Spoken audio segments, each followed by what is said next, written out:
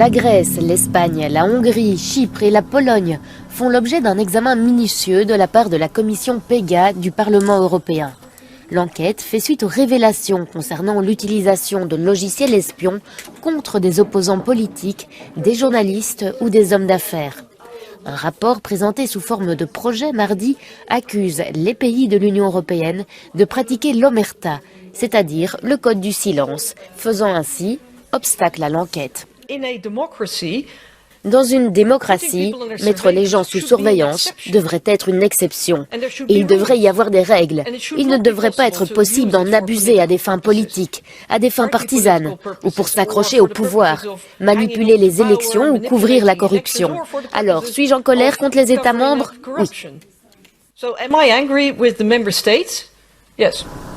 La Grèce est secouée par un scandale d'espionnage qui prend de l'ampleur et qui indique que des dizaines de personnalités politiques, de journalistes et d'hommes d'affaires ont été mis sur écoute par le logiciel espion Predator.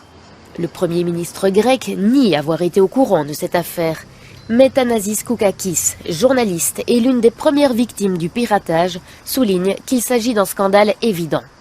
Nous croyons vraiment que tôt ou tard, la justice grecque sera en mesure de documenter, d'officialiser et d'inculper les personnes qui ont cru que la surveillance et l'intrusion dans la vie personnelle et professionnelle des gens n'étaient qu'un jeu.